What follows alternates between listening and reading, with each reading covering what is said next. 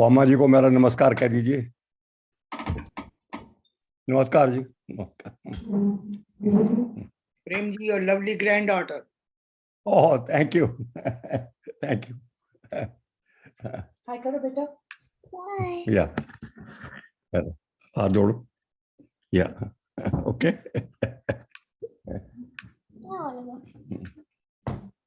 You have to eat the banana. I ate the banana. So time to begin. So as usual, let's begin with 3 ohms. And today being Sunday, we have the extra half hour where we can have any discussion you want.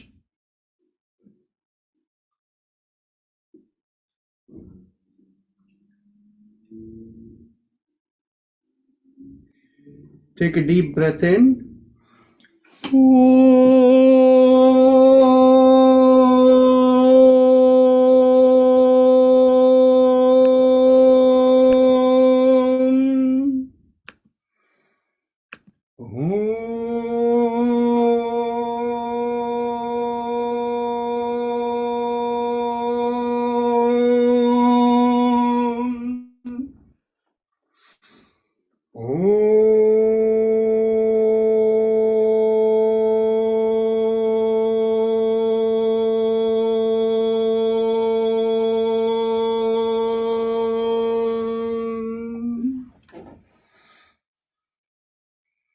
So our usual disclaimer, when you attend this session, you do so with the understanding you're responsible for your own well-being.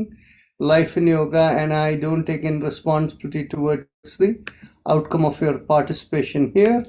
With that as the disclaimer, we can begin. Let's begin as usual with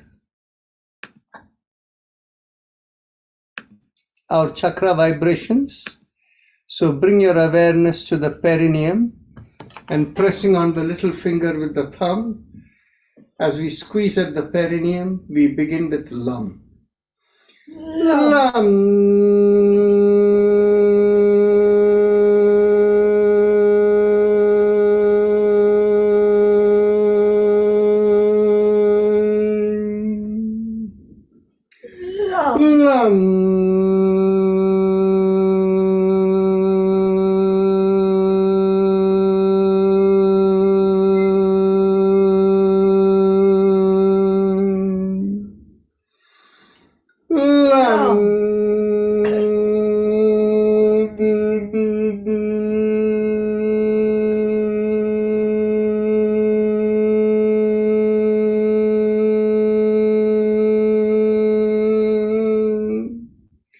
Release the fingers, continue.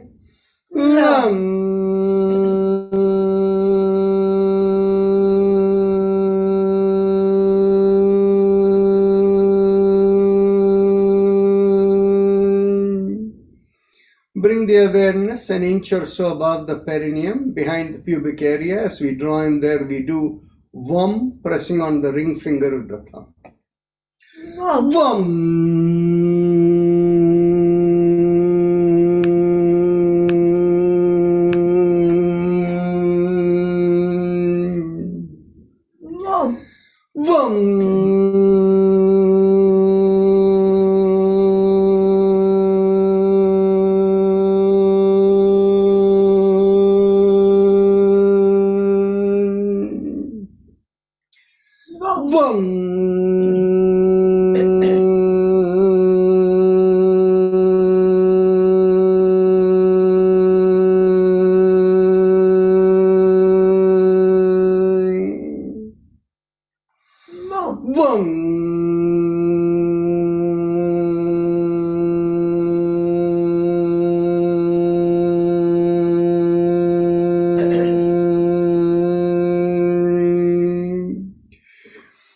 Release the fingers, continue.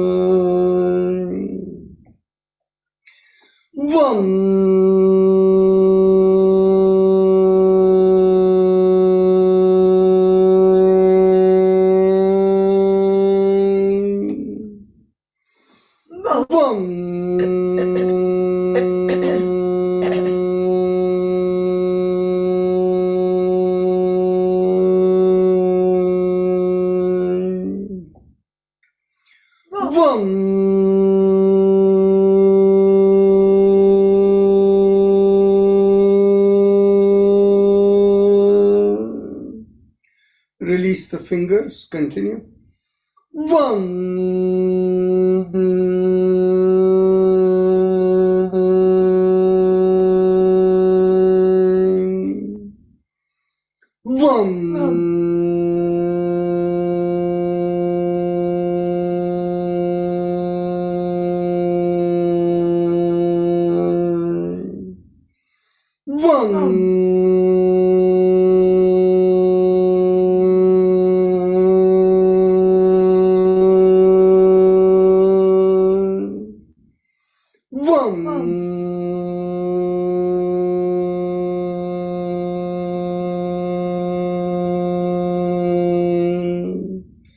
Bring your awareness behind the navel. We do Ram, pressing on the middle finger. Ram.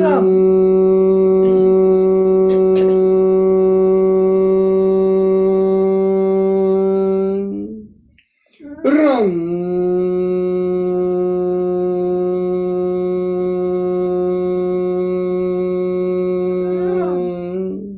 Release the hand, continue. Ram.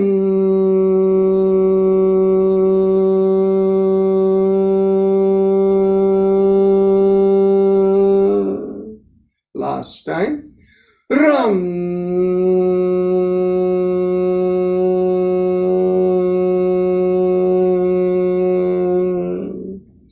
Bring the awareness in between the breasts and the middle of the chest.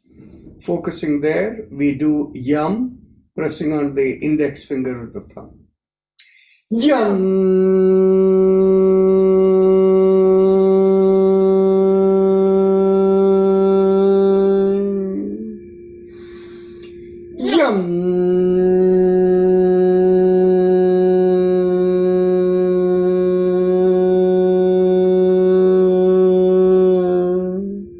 Release the hand, continue.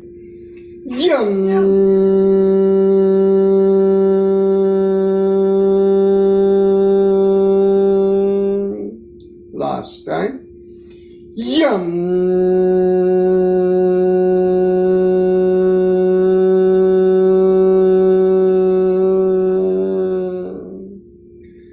Bring the awareness to the throat, and here we do hum, thumbs up, loose fist.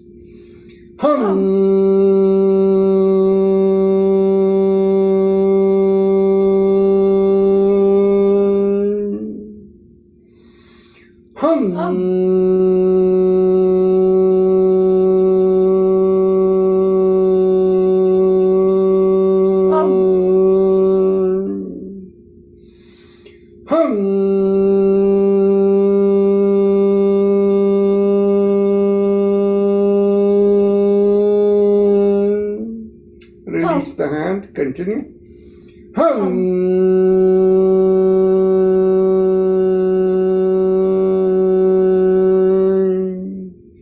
Bring the awareness to the middle of the head. We do chum, thumbs up, loose fist. Chum.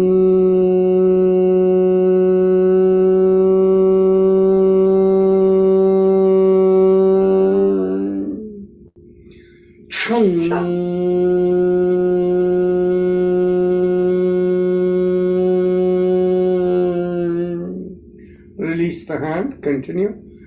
Chun.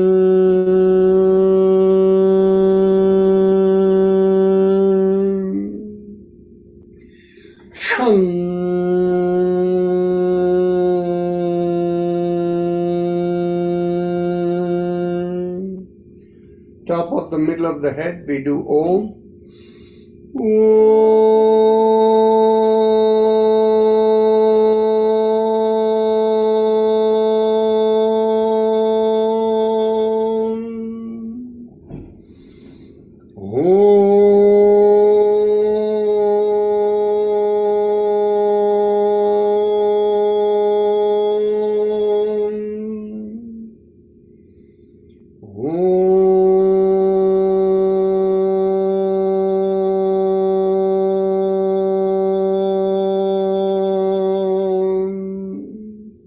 Release the hand, continue.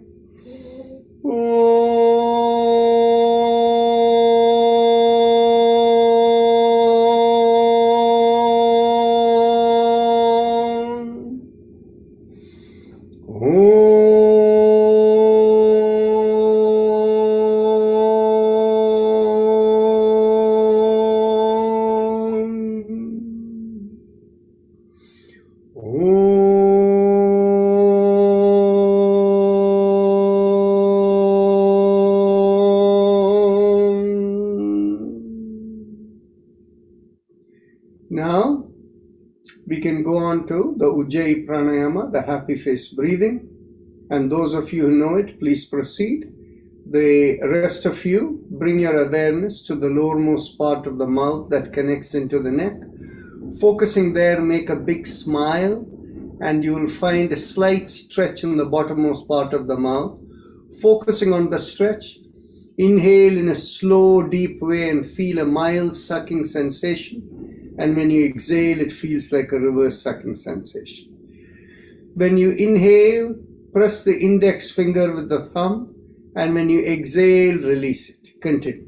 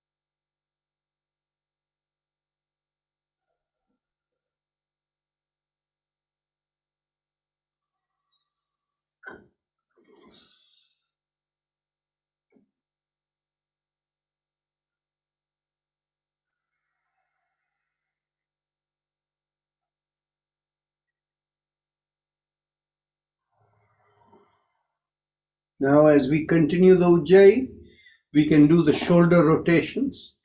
Inhale, lift up the shoulders. Exhale, rotate it back and bring it down.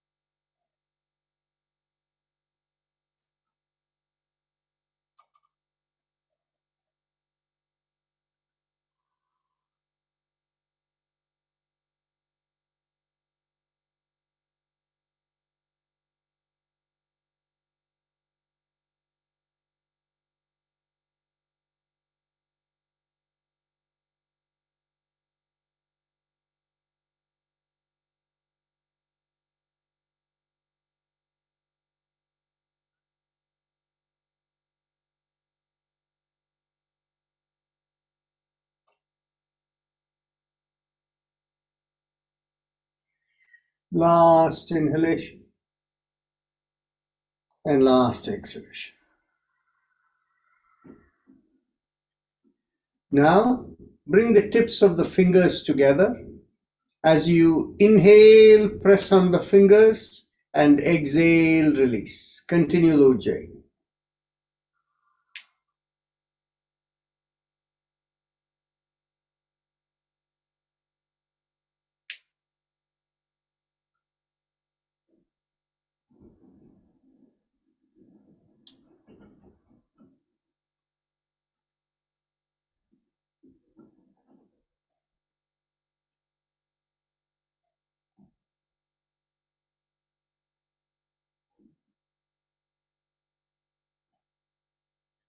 Last inhale and last exhale. Ujjayi in this mode. Now clasp the fingers, hands together. And in Ujjayi, as you inhale, press with one hand and exhale, release. Then inhale, press with the other hand and exhale, release. And feel the pressure in the back of the palms.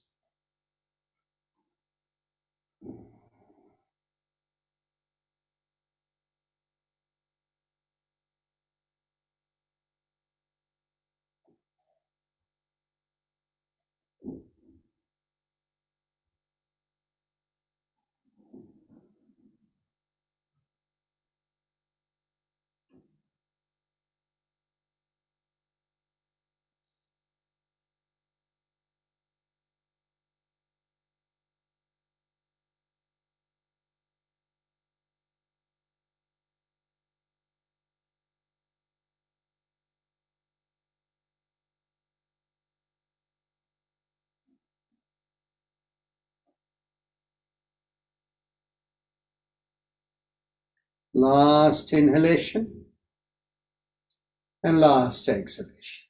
Now keep the palms together, and as we inhale, we stretch up, look up and stretch backward, and as we exhale, chin down and bring the hands in together. Continue.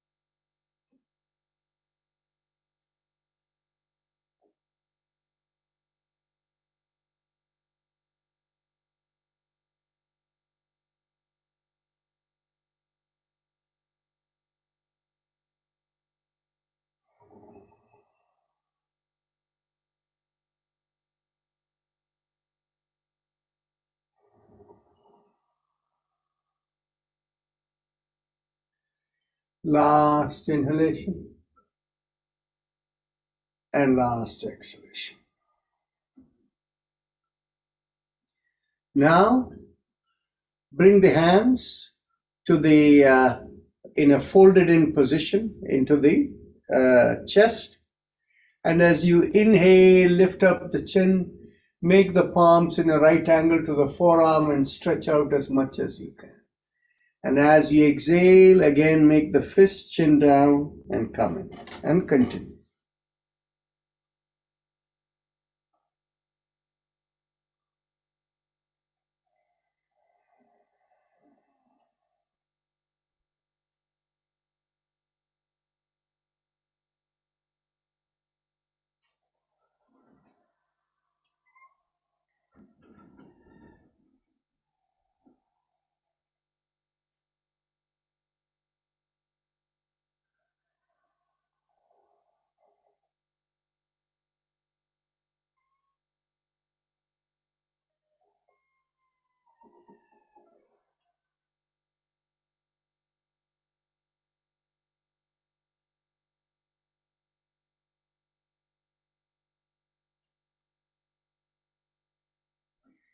Last inhalation and last exhalation.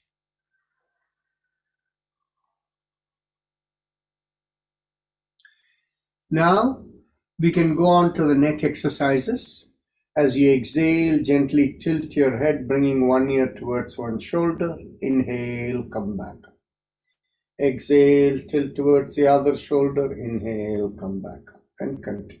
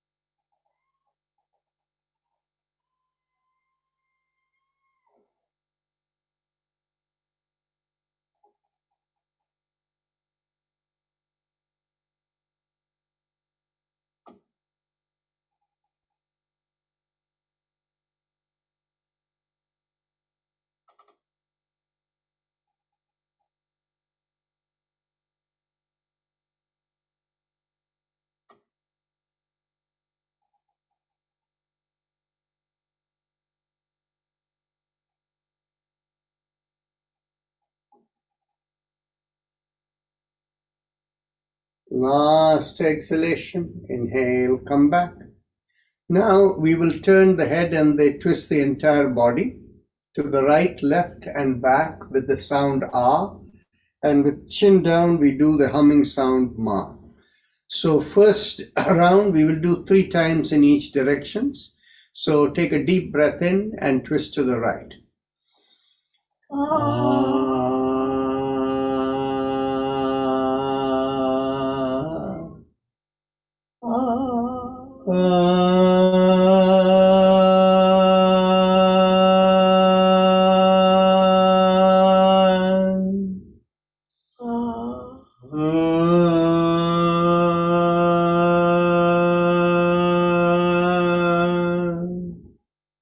To the left.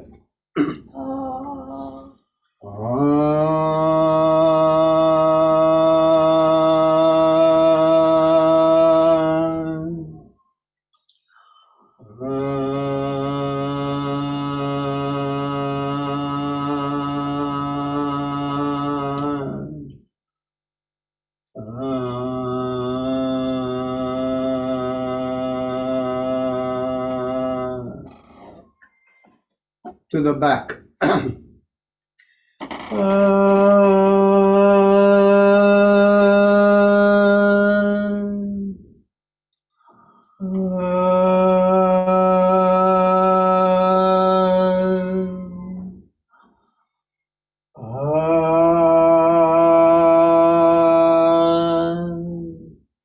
Chin to the chest.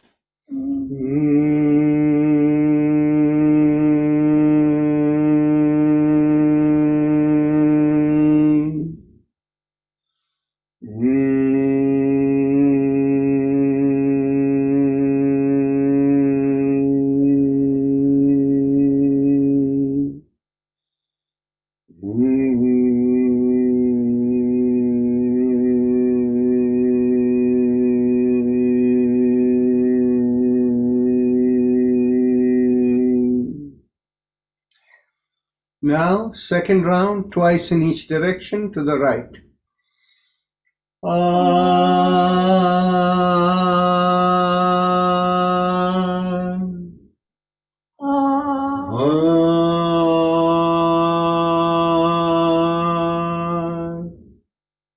To the left.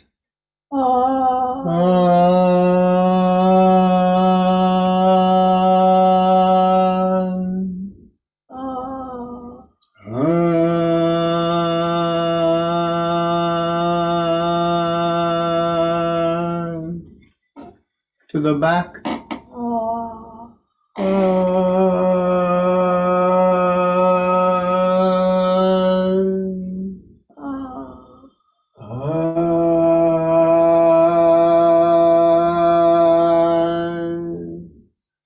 Chin to the chest.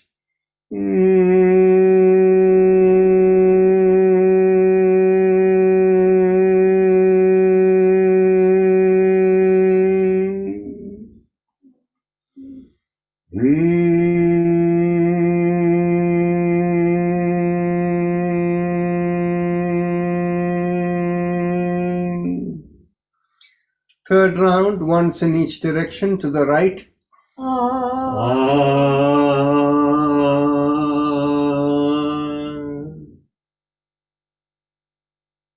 To To the left.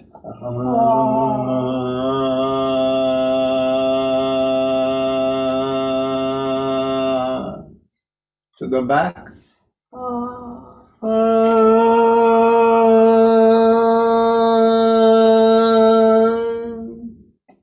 Chin to the chest.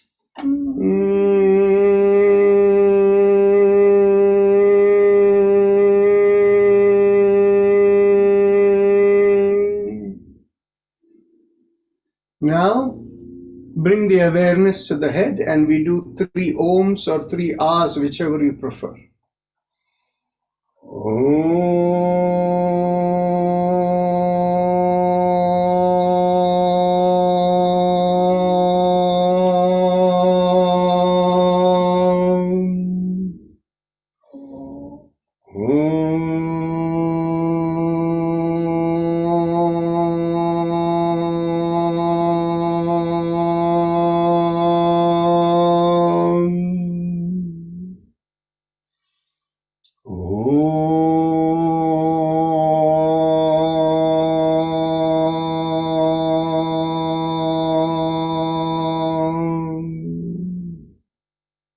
We can do a few minutes of Kapalbhati. Huh? Oh, okay. We'll first do the 360-degree neck rotation. As you exhale, bring the chin down to the chest and inhale half a circle and exhale, complete the circle and continue.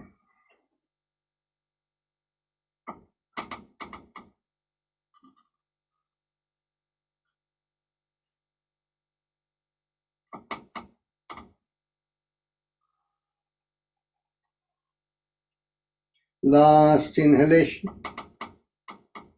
and last exhalation. Let's go reverse.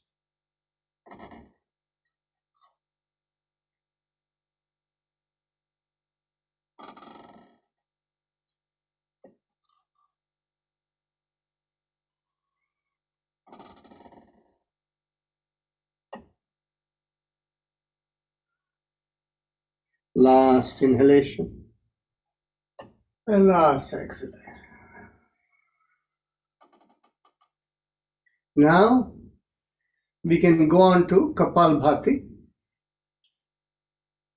Take a deep breath in, feel the belly come out and hold it firmly. And from there, from the compression, begin the exhalation.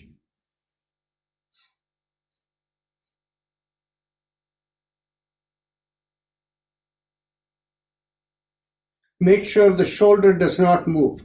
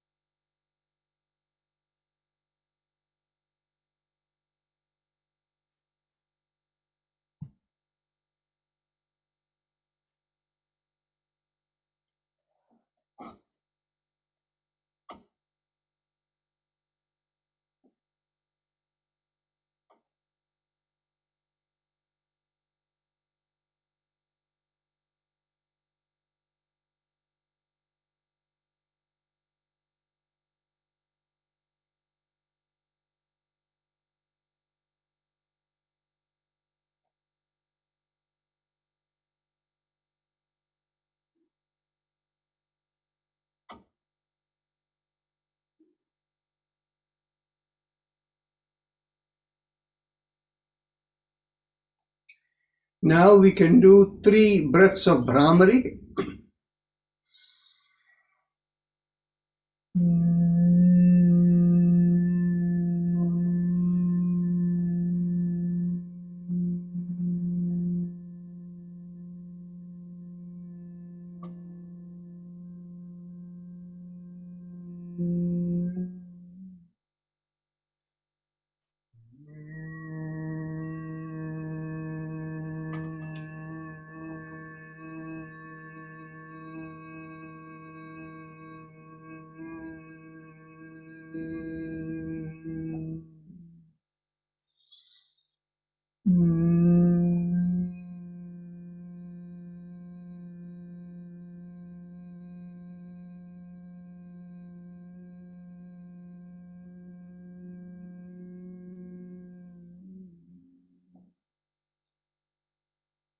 Now we can go on to the hand exercises. Stretch out the hand in front of you, palm facing the floor. Inhale, lift up the palm perpendicular to the forearm and stretch out the fingers as wide as possible. As you exhale, thumb into the palm and a downward facing fist. Inhale up, and you can mentally do Haim Haim, and when you close the fist, you can do Haim Nam.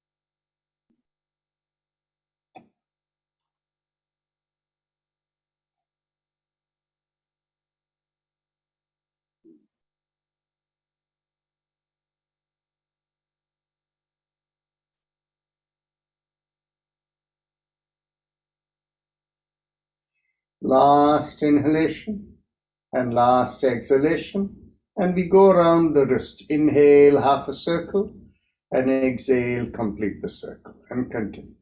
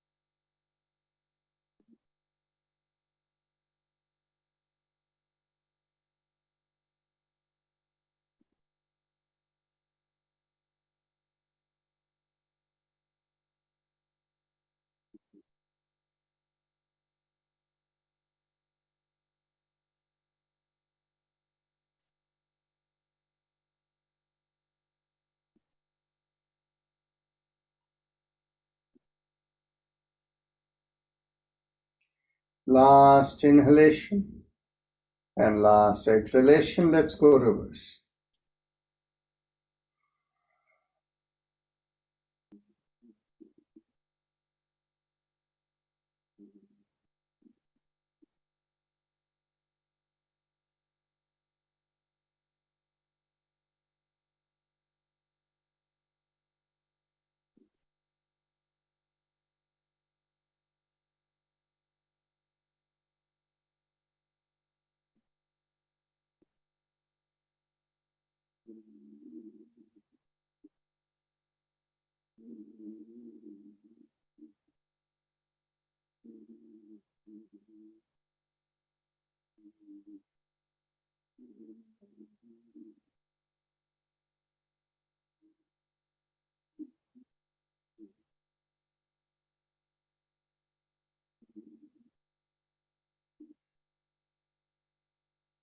Last exhalation.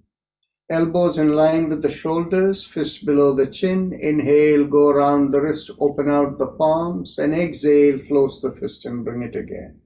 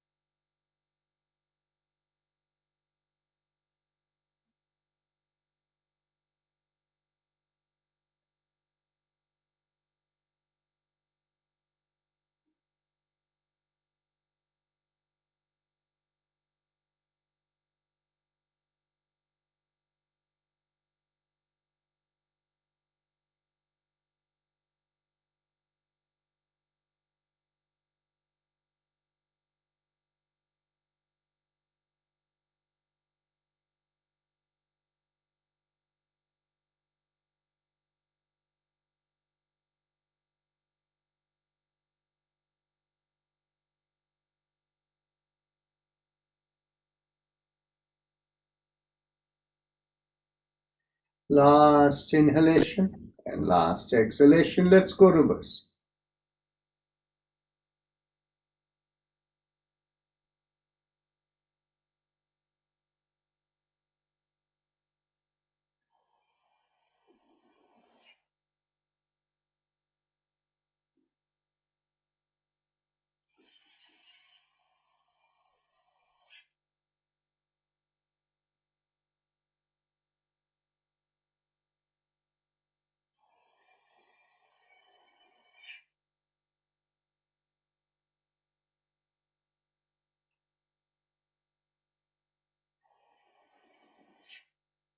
Last inhalation and last exhalation.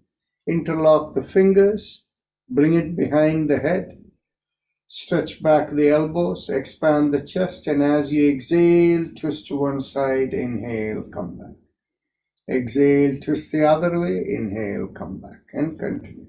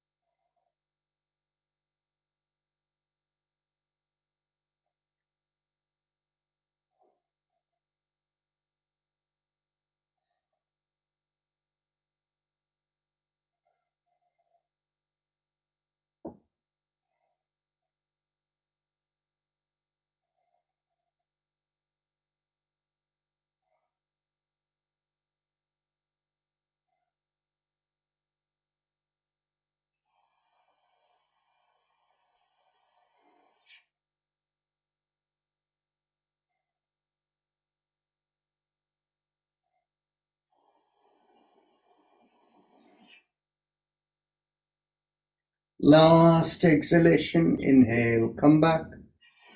Get hold of the elbows behind the head. As you exhale, pull on the elbow, one elbow, inhale, come back up. Exhale, pull the other way, inhale, come back. Continue.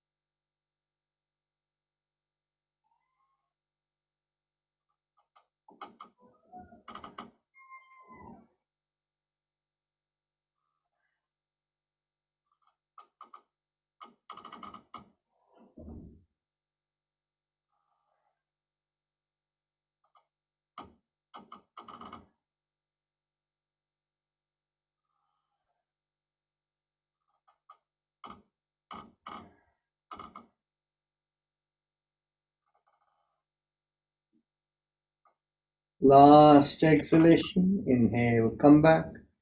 Bring your hands behind the back and get hold of the elbows. Take a deep breath in, expand the chest, pull back the shoulders, and as you exhale, twist to one side, inhale, come back. Exhale, twist the other way, inhale, come back, and continue.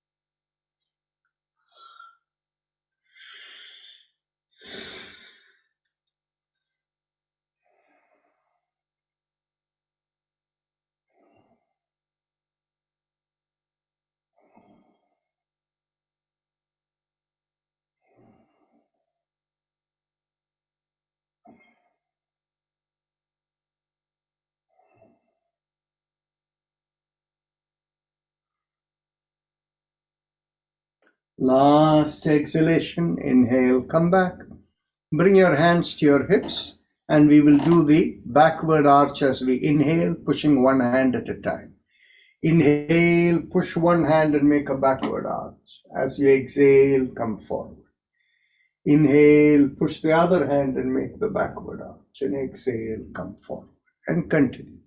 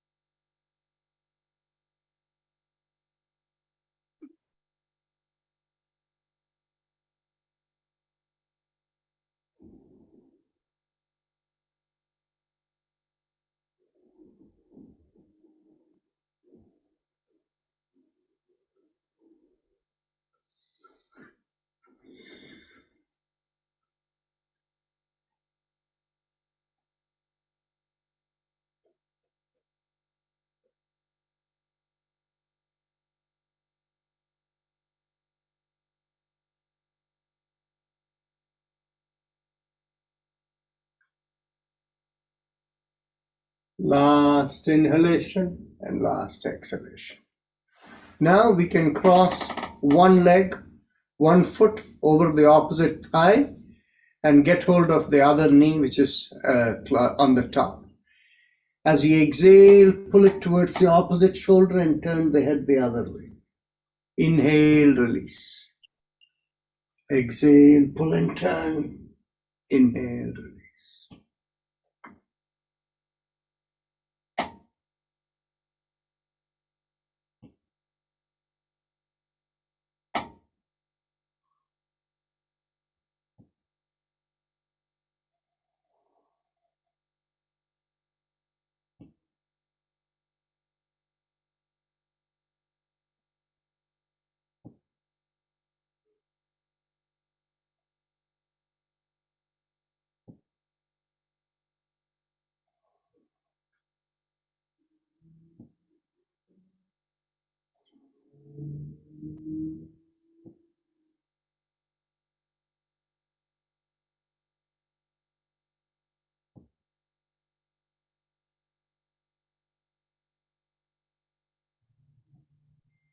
Last exhalation, pull and turn. Inhale, release. Now we cross the other leg over. As you exhale, pull and turn.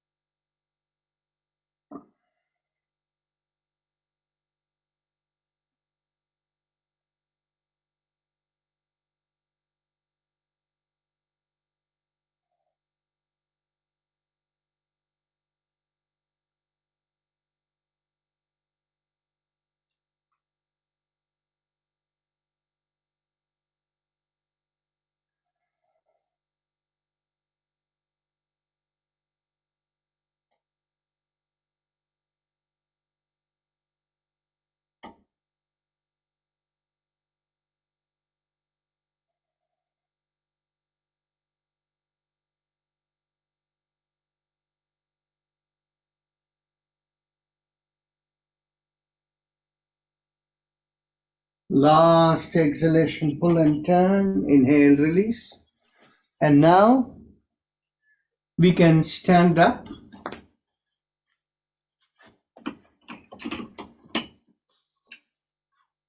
If you don't have good balance, you can hold a chair. And the rest of you, you can bring your hands to your hips, keep the feet comfortably apart, and the inside of the feet parallel to each other. Inhale, bend at the knees. Exhale, come up.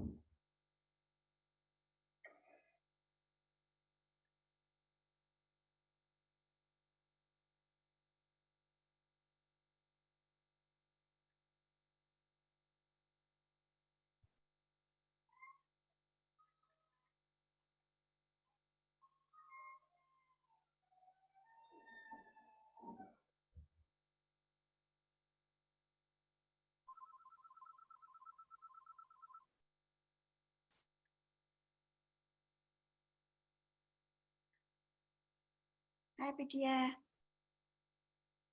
But not bad. Because I'm doing Rajan exercise. So another half hour maybe. You know what? She left.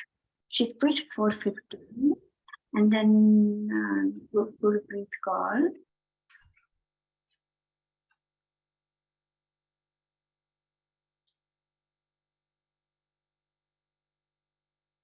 Last inhalation and last exhalation.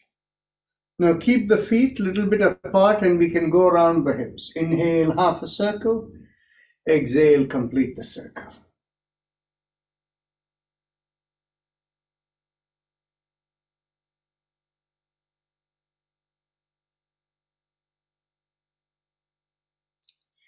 Last inhalation, last exhalation. Let's go reverse.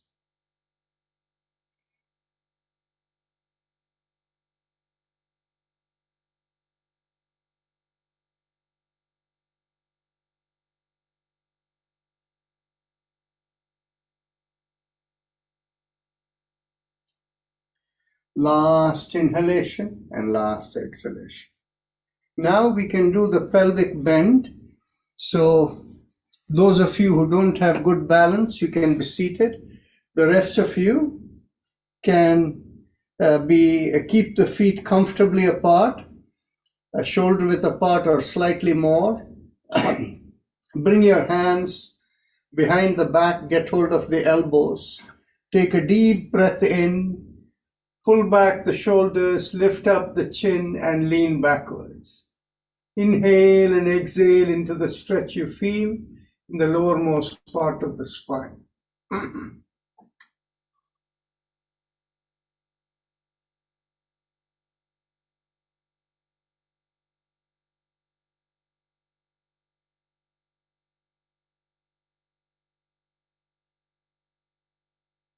Take another deep breath in, and as you exhale, slowly come up and lean forward, keeping the chin up.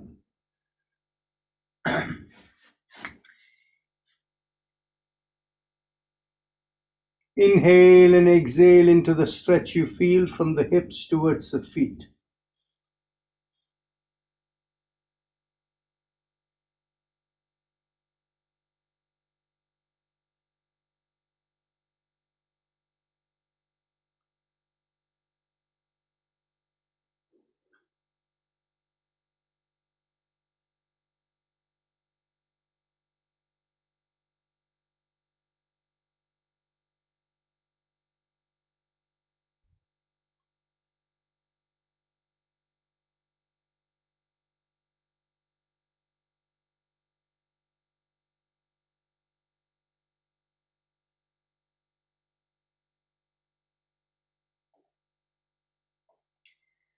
Take another deep breath in, and as you exhale, drop your hands towards the floor.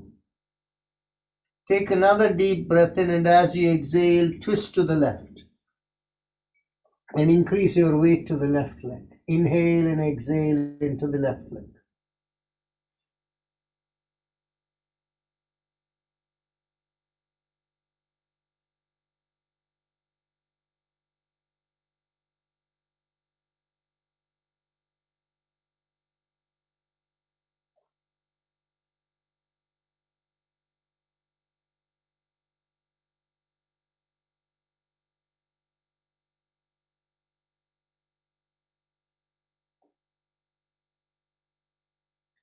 Take another deep breath in, and as you exhale, twist to the right.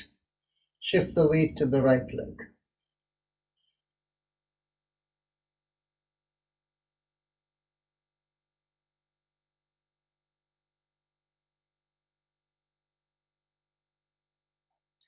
Take another deep breath in, and as you exhale, come to the middle. Take another deep breath in, and as you exhale, drop the head towards the knee. And as you inhale, come back up and take your seat. Now, we'll do the alternate nostril breathing. 6 breaths, 3 cycles, and after that, we will do the Bahya Kumbhaka.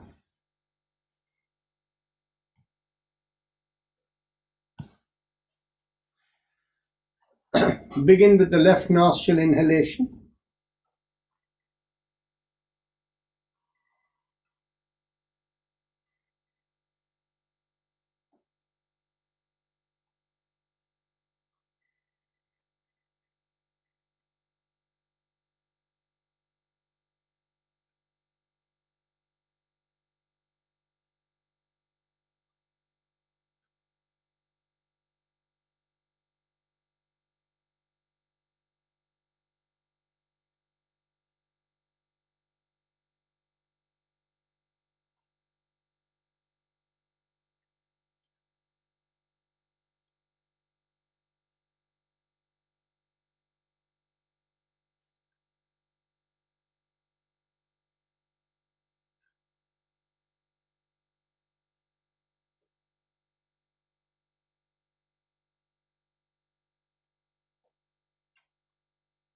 Once you complete the last cycle, we will do 5 breaths of Bahya Kumbhaka.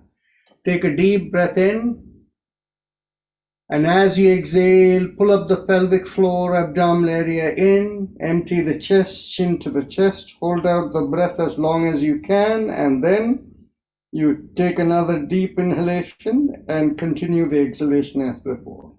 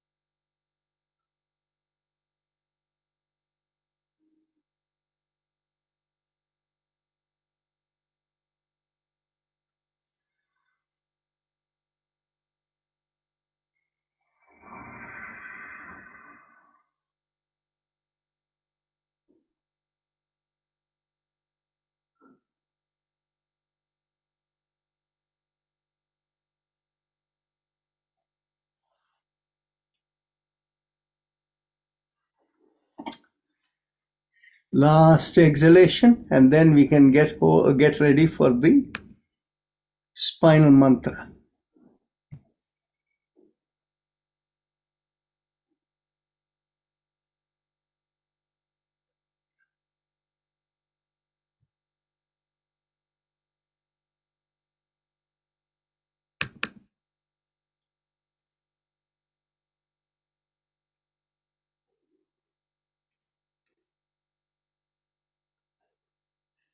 We do the 7 mantras from the feet and ankle to the knees to the lowermost part of the spine, which is in between the buttocks and the back, and then the lumbar spine, the thoracic spine, the cervical spine in the neck, and then in the back of the head, in the very top, called the Shikha point. The mantra for the feet and neck are the same, that is Aim. Now let us begin from the feet and ankle with mantra Aim, moving to knees where we vibrate Shim,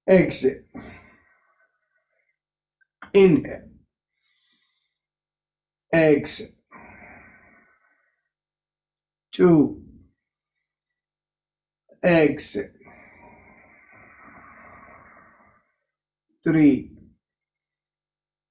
exit, 4, exit, 5, exit, 6, exit, 7, exit, 8, exit, 9, exit, 10, exit, 11, exit, 12, exit, 13, exit, 14, exit, 15, exit, 16, exit, 17, exit,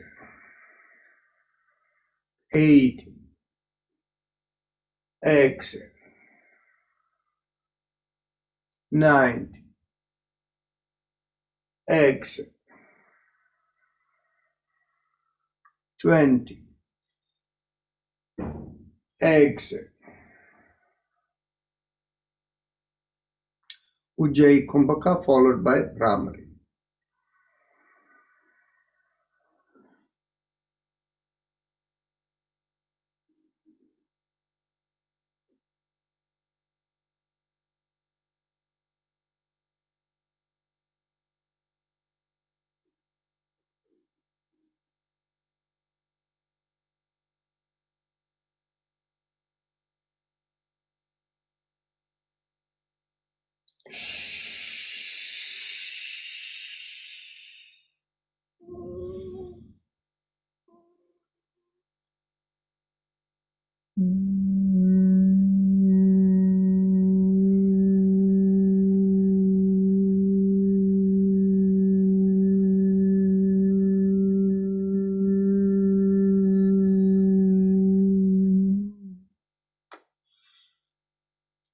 Now we can get ready for the last round. Exit. Inhale. Exit. 2. Exit. 3. Exit. 4. Exit. 5. Exit. 6. Exit. 7. Exit. 8. Exit. 9. Exit. 10. Exit. 11. Exit. 12. Exit. 13. Exit. 14. Exit. fifth, exhale, sixth, exhale, seventh, exhale, 8, exhale, 9, exhale, 20, exhale. Ujjayi Kumbhaka followed by Brahmani.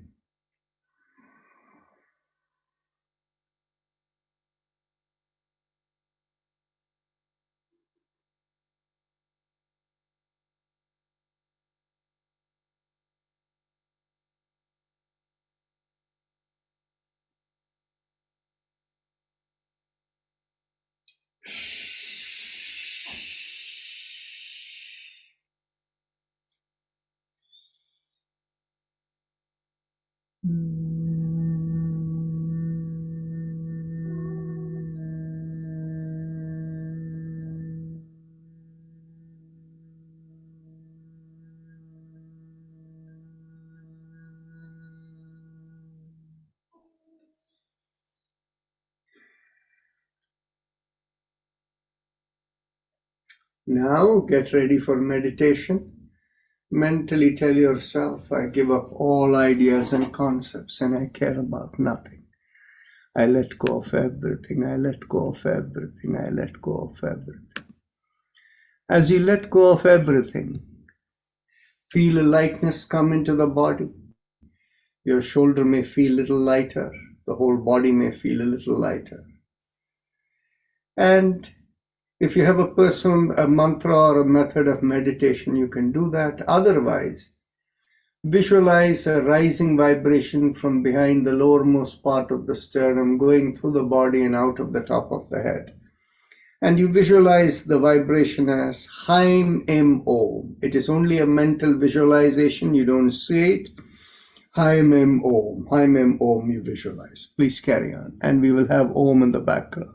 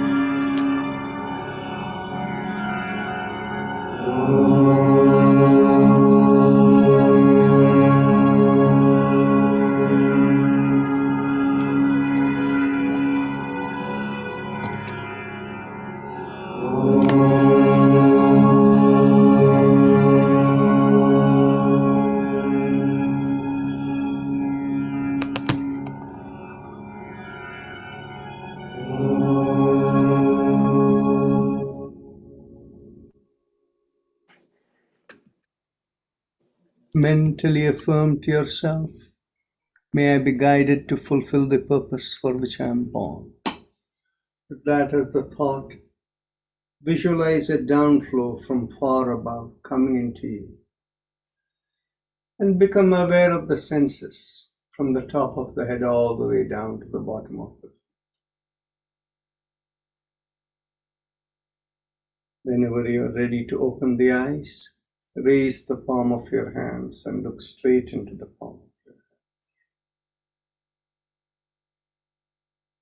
With that, we end the practice session for today. And today being Sunday, we are open for any discussion that you would like. So I have a question in the beginning. You can do a show of hands. How many people take medication for blood pressure? Okay, it almost looks like it is 90% of the people here. Okay, or 100%. Okay. So now, how many people have found, since you have started doing yoga, you have been able to maintain the dose or reduce the dose? Okay. So, how many people have reduced the dose? Excellent, excellent. Thank you. So, we had a discussion in our training session about the various aspects of hypertension and why it is we do what in our daily practice over here, because it addresses many, many aspects of hypertension. The neck exercises are very important for the carotid area where the blood flows in, and there are receptors over there called the baroreceptors that make sure the brain is getting enough flow. And if there is any blockage in the neck, it will increase the blood pressure. The other part of it is when we do deep breathing, the breathing actually results in good, the lungs functioning better, which prevents something called pulmonary hypertension, which can also result in increasing the overall blood pressure. Now, the third element, of course, is the Ujjayi Pranayama and all the deep relaxation that basically relaxes the entire nervous system that helps to bring down the blood pressure. Now, of course, as people age, the arteries begin to thicken and becomes more rigid and becomes less flexible. And as a result, the blood pressure may tend to become a little higher. We do not have any evidence so far whether the yoga exercises can help to reverse that damage. But in any case, the other areas that we are working on, the relaxation, the nervous system, the neck, and the role of the lungs, all of that we are able to take care of very effectively. So that is very helpful. So I just thought I'll get some feedback. Any questions, thoughts, any item for discussion? Please go ahead, Premji. You know, it's a very depressing, but the thing is a lot of questions raised that what happens at the time of death. And second part is there any particular thinking that you do that will help you to go in the next life? So if you can expand a little bit on this, thank you. Certainly. Actually, at every moment that we are living, we are all connected. We have a dual connection. One connection into the spirit world and another connection into God. So I'll just show a little bit of a diagram since you asked this question, because everybody may not be familiar with it. So I will pull up something here so that I can show you. Unless I can show you the nature of existence. Somebody asked for it, so I actually prepared just one page over here, which I'm going to show you here. Okay.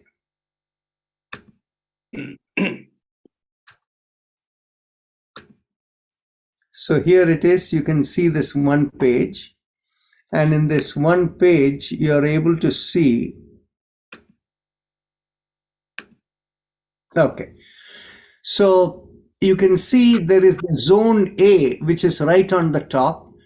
And then you have the zone B, which is which has this red background frame.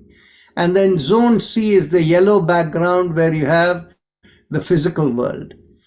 Zone A is where we have from God comes first comes the zone of spirits, and we are also spirits, and from the spirit we come into the physical world.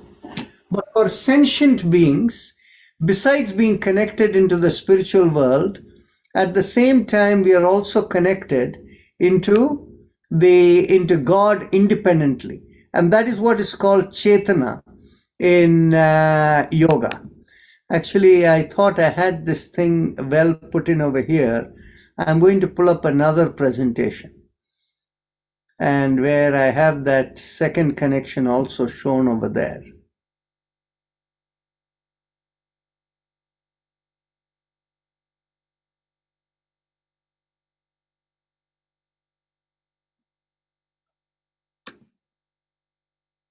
Okay, here it is. Let's go to.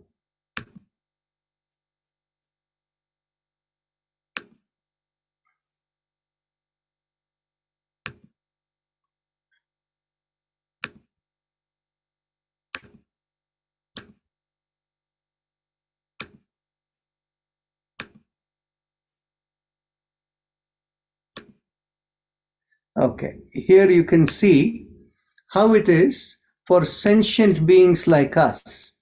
There is a secondary connection. From God comes the entire spiritual world. First, the cosmic chitta is formed, and as Prakriti processes its intent, all individual entities are created, and they have their own chitta or their program system. And when each individual entity from the spiritual world, so what you see as B2, Chitta 1, that is the place where we are before we are born, and we may even go back if we are going to have rebirth over there. Now, from there is the subtle body vibrations that project into the physical world, which projects into and makes the gross body, and that is the zone C. But each individual sentient being is also directly connected to Ishvara, and that is called Chetana. So what happens is, now that you have seen this diagram, at every moment in time, each one of us when we are alive, we are connected both into the Prakriti, into the spiritual world, zone B, as well as into God, zone A. So now what happens is, as we are, for people, when they are no longer reactive and all their program elements become very low, then what happens is the connection into Ishvara becomes stronger and stronger, and the connection into Prakriti becomes weaker and weaker.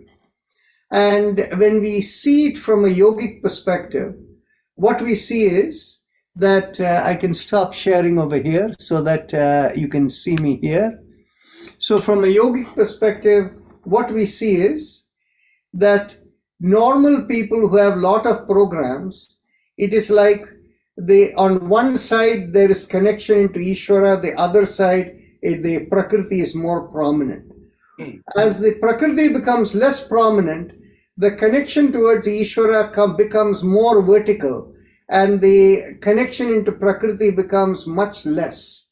So it is like there are two connections here. Initially it is looking more like this, and slowly it shifts like this, where the connection into Ishvara becomes stronger.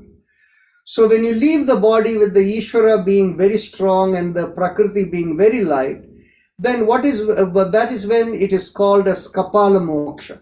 That is, right to the top of the head you let go when you leave the body. And then in that case, you don't have any rebirth. Whereas what happens is, when the connection into Prakriti is stronger and the connection through this is not straight and it is slightly tilted, then in which case, when the life leaves the body, it can go through one of the orifices like the ear or various other orifices, It doesn't go through the top of the head.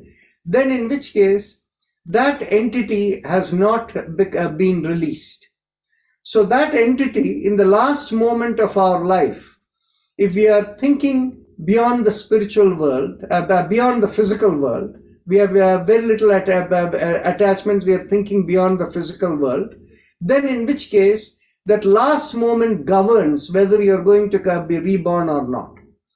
If in the last moment you're thinking of the physical world, you'll come back to the physical world.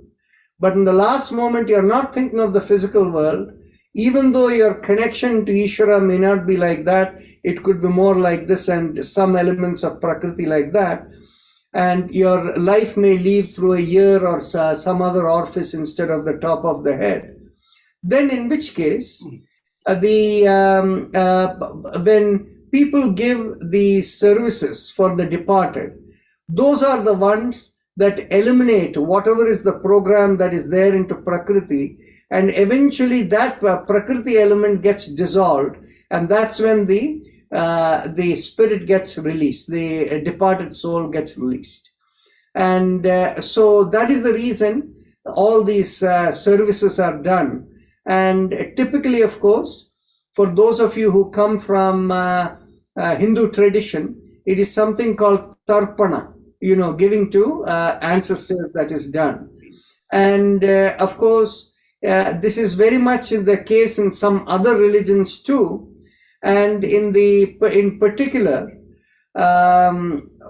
within the Hindu system, there is something called Brahma Yajna, where people give on people who are yogis or people who are tutored with that awareness. They give on a daily basis to all departed souls, not just their family, but to any departed souls, whether they are Hindu souls or Muslim souls or Christian souls, doesn't matter.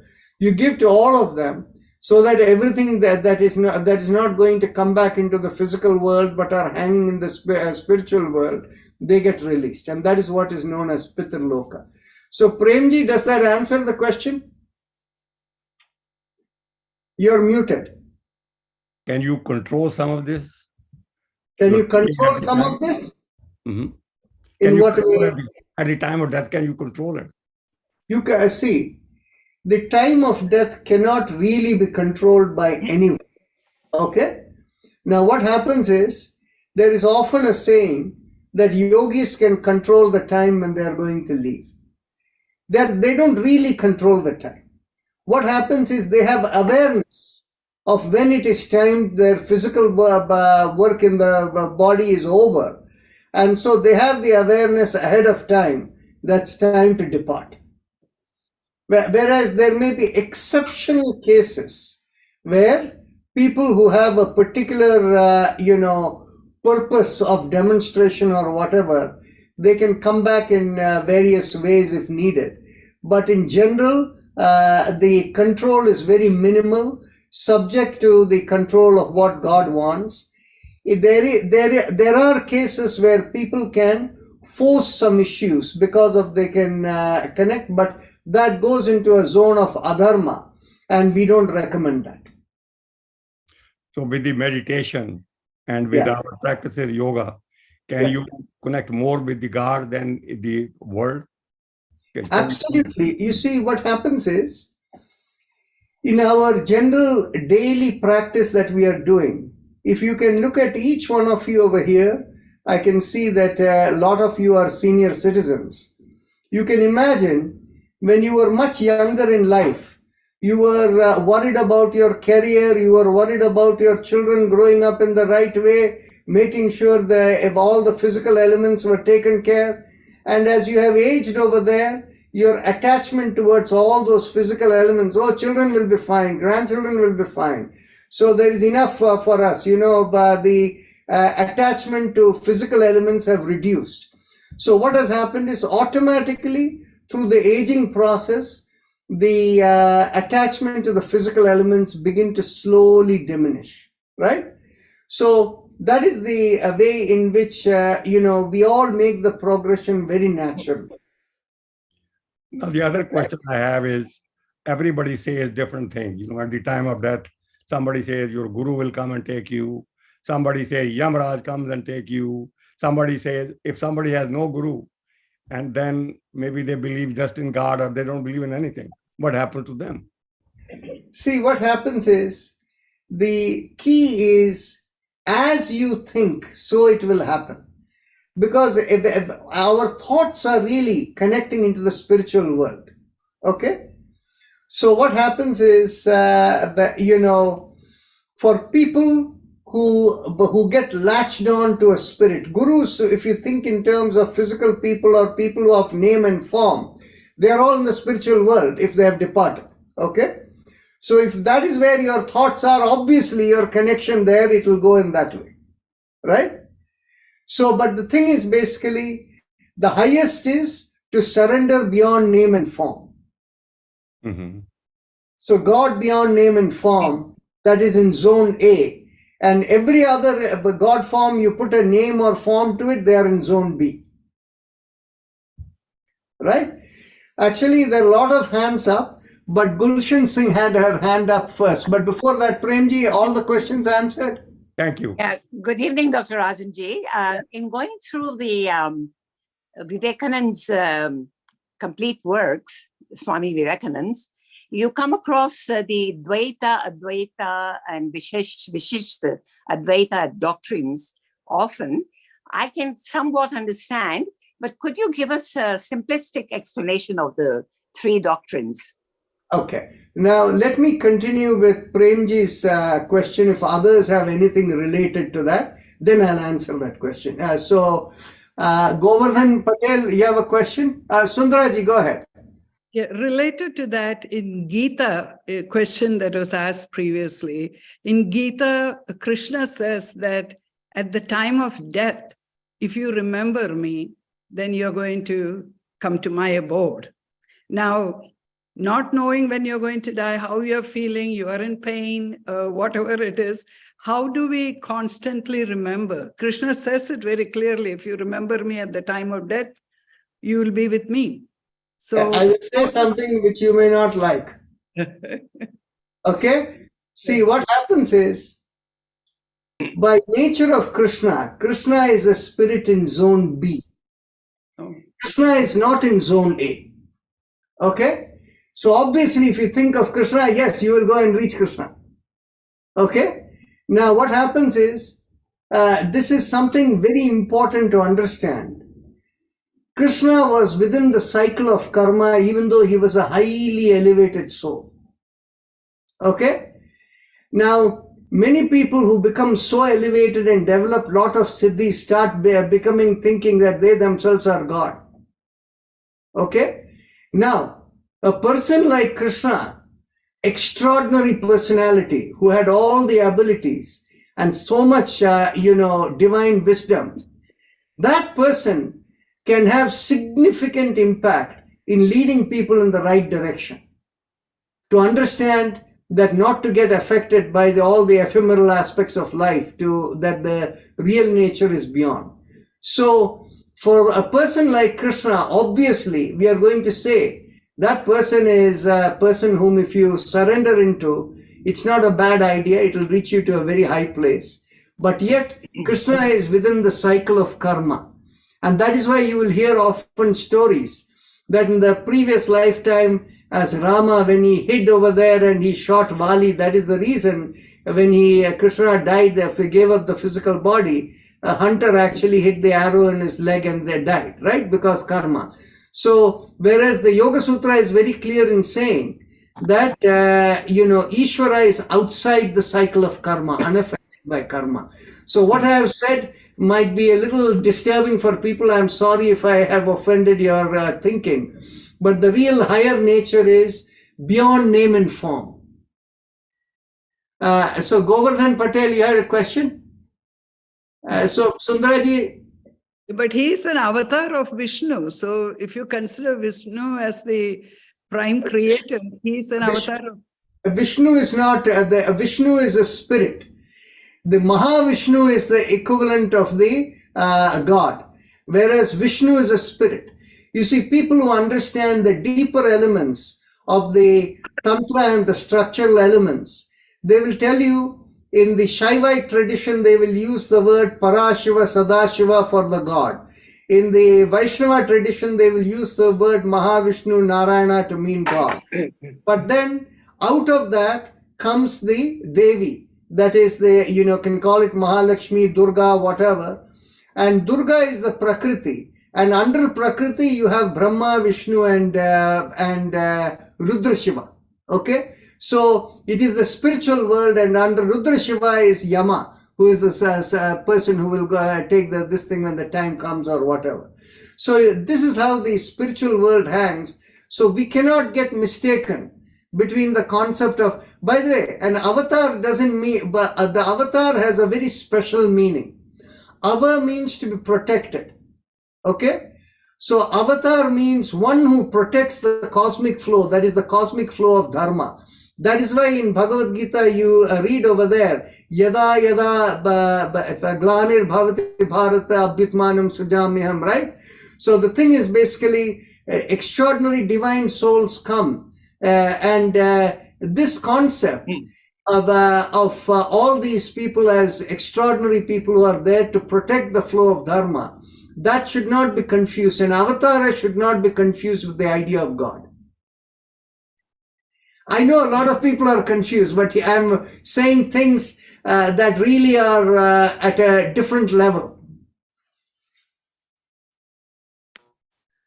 Excuse me, but in Bhagavad Gita, Lord Krishna says that I have many, many avatars, and in only for 5,000, you have many, you don't remember, but I remember, because when he asked Ikshvakui, how do you know that you were not even born? So in my understanding that God is, Mahavishnu is one, but Krishna, all like 9 avatars they are taking. So the thing is basically, I know my previous birth. And once in a while, people ask me about their previous birth, in which case I tune in and I find their previous birth too. So the thing is, that doesn't make me any different or anything like that. The key part is we should not get confused about a being that is a spiritual being in zone B versus zone A. Zone A is Ishvara beyond name and form.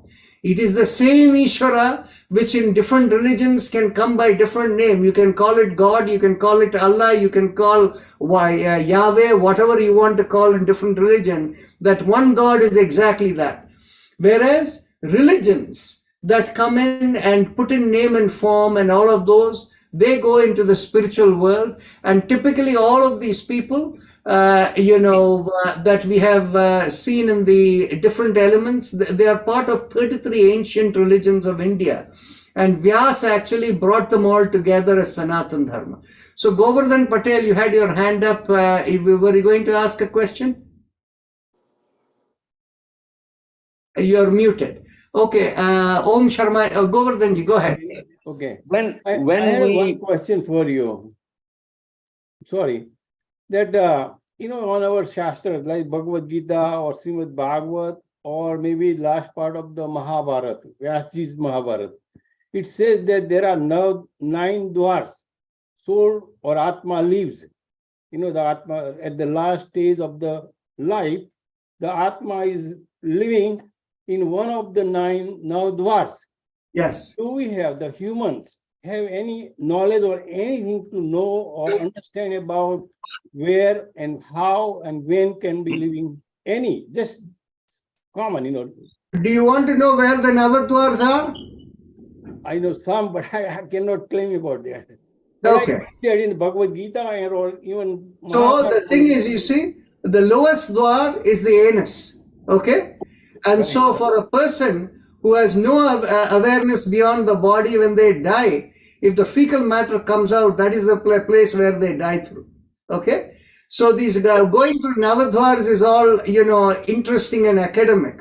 But the key part is for here, none of you are going through the anus. All of you here are more elevated souls and more in a higher this thing. You may go through the top of the head, or you may go through the ear or nose or whatever, the mouth, or all these are the dwars over there, right? So Om Sharma, you had a question. In a broad sense, when we call Ishvara, Ishvara is your personal God. And that personal God, it is at least what is written, what I have read. Ishvara is your personal God. It can be Rama, it can be Krishna, but it can also be Allah, because there is one God and you call that God by different names. And another thing is, when Dashrath died, he never went to Vaikuntha. He went to Haman. The Haman is Indranagari. This is written in Ramayana, because at the time of his death, he still have pain of his son. And this means there was attachment. When there is attachment, you can never reach the ultimate. So that's what happened. Now, the reason, one of the reason I was, raised my hand is you were talking of hypertension. I am 81, I don't have hypertension. Now, one thing is, there is sympathetic and parasympathetic nervous system. Sympathetic is you fight or flight. And whereas the parasympathetic system, vagus nerve, is when we take deep breathing, when we are doing meditation. Many of things we are taking deep breath. So deep breath stimulates the vagus nerve, which lowers the heart rate, which leads to vasodilatation. So this nerve is it is called rest and digest. So the part of meditation we are doing every day over here, it helps us to resolve our hypertension to an extent. Very nice. Are you a physician? Yes, sir. Oh, very good. So that is the physician's language that you have used to explain. And in a yogic language, we simply say there are two modes in which you can work. You can work by let it happen. And the other way is I have to act. The moment you bring the I in, you are in the sympathetic mode. The moment you are in the way, let it happen, you are the parasympathetic. The problem is most of us are jealous, we are angry, we are envious. And when we are in anger at that time, we lose our concept what is right and what is wrong. And they have shown, at least in few papers, when you have attack of real anger, at that time, you have about 15 to 20% chance you may get heart attack. So the best is forget about this envy, become friendly, become generous, become gentle and humble. So Dr. Rajanji, in that case, just one more information. There is also deep breathing, especially abdominal breathing. There is also increased lymphatic drainage. This is something we presented. So that also adds to remove all the toxic things in your life. So that brings down the blood pressure. Actually, our discussion next Saturday is all about the lymphatic system. In fact, what it is the lymphatic system affects so many parts of the body that in the last few years, some research done in Stanford has shown that people don't pay enough attention to the lymphatic system. And it in fact affects many, many parts of the body. But anyway, coming back to this question of what Dr. Om Sharma was mentioning about Ramayana and various places where Krishna mentioned, and Gulshan Singh Ji was talking about Vivekananda Ji's writing. You see, what happens is the key distinction between the Puranas and the Vedas are the Vedas are the one which contain the true understanding, and the Brahma Sutras. Whereas on the other hand, Bhagavad Gita, which is part of Mahabharata, and Ramayana are for common people to understand how to lead a life in a reasonable way. Okay? But you cannot hang your hat to say you have understood the highest nature of reality by reading Ramayana and Mahabharata or any of the Puranas. Okay? So I'm sorry that if I'm going to, say things that, people are used to thinking, that Bhagavad Gita is the last word and the Ramayana is the last word. Sorry, that's not true. It is the Ved which is the last word. Ved is the first word and the last No. word. Exactly. So that so we shouldn't get carried away by what we read in Ramayana and Mahabharata. We need to go back to the Vedas to understand with clarity. So Gulshanji, you were mentioning about what Vivekananda has written about, what was it you were saying? Dvaita, Advaita, and Vishishta Advaita. Okay. See, the thing is, you see, I have not specifically read what Vivekananda writes about these three aspects. Okay. But one element that I have read about him is his views about these four yogas and things. And he looks upon the Yoga Sutras as Raja Yoga, and he considers that as meditation. Simply based on that understanding, my conclusion is that he really did not understand the Yoga Sutras, because Yoga Sutra has Bhakti Yoga in it, that is Ishvara Pranidhana. The Yoga Sutra has Jnana Yoga in it, that's called Samyama, the process of inquiry and getting answers. Yoga Sutra has Karma Yoga in it, and the word used is called Kriya Yoga, right? So and the Yoga Sutra even has other aspects of yoga that Vivekananda didn't understand. So, but coming back to your specific question, since I do not know how his specific views are, I will tell you specific to the Yoga Sutras. And I will also go back to the Brahma Sutras of Vyasa. We need to have a high degree of clarity that when we talk about Vedanta, Vedanta is not Vishishta Advaita or, the Advaita or Advaita or any of these things. All of this is the Brahma Sutra that Vyasa has written. People who have written their commentaries and their own interpretation. Shankaracharya, coming from the times of the Buddhist influence, he wrote the Advaita concept. And Ramanujacharya, coming from his own experience, wrote the Vishish Advaita concept. And Madhvacharya, Vallabhacharya, and many others wrote the Dvaita concept. Now, all of them were simply interpreting the one document of Vyasa, that is the Brahma Sutras, in explaining this. Okay? Now, the interesting part is that from the Yoga Sutra perspective, it says all of them are equally true based upon how you perceive it. So let's understand within the zone A, zone B, and zone C that we have worked with. Okay? So what happens is, if you, out of God comes everything from zone A, zone B, the spiritual world comes, and then the zone C, the physical world that is created, comes. So everything has come out of God.